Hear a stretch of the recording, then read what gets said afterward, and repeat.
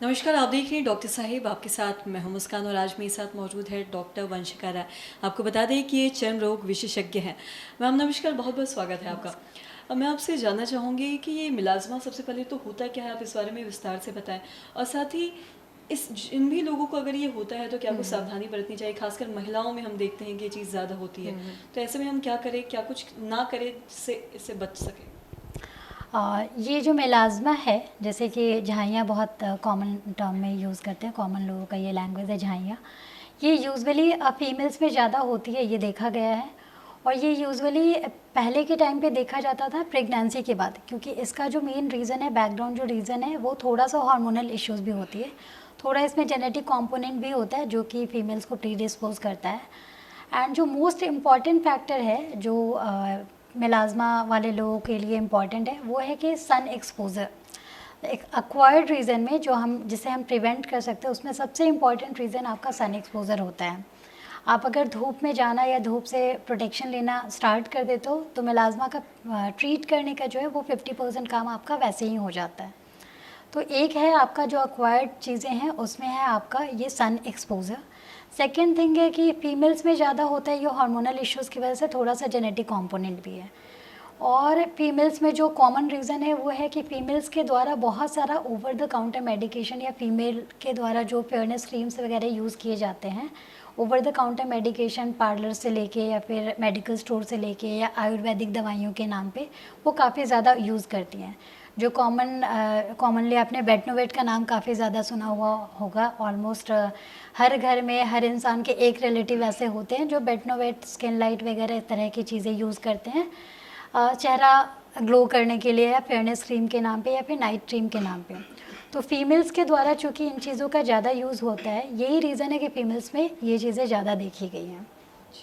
और साथ ही अगर किसी को ऐसा होता है तो ऐसे में फिर क्या कर सकते हैं?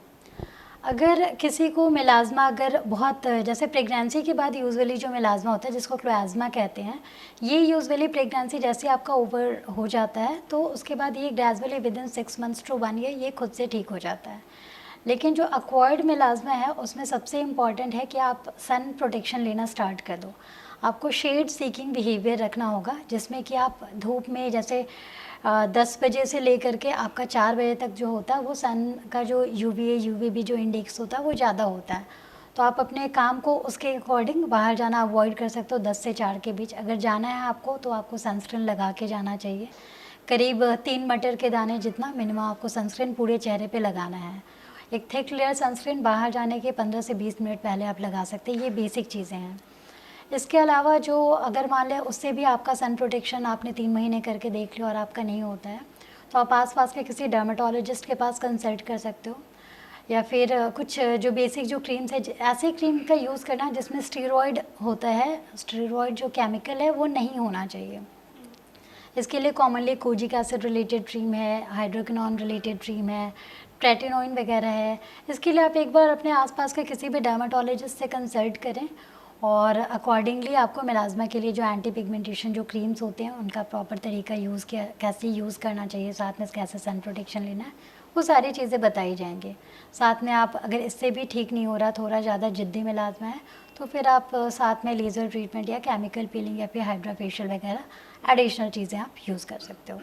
मैम बहुत बहुत शुक्रिया तमाम जानकारी देने के लिए। तो आशा करते हैं दर्शकों कि आप भी समझ पाए होंगे कि ये मिलाज़्मा क्या होता है, क्यों होता है और ख़ासकर महिलाओं में ही ज़्यादातर कैसे क्यों होता है। और साथ ही हमने ये भी जाना कि किस तरीके से हम सावधानी बरत सकते हैं ताकि जो मिलाज़्मा है ये ना हो।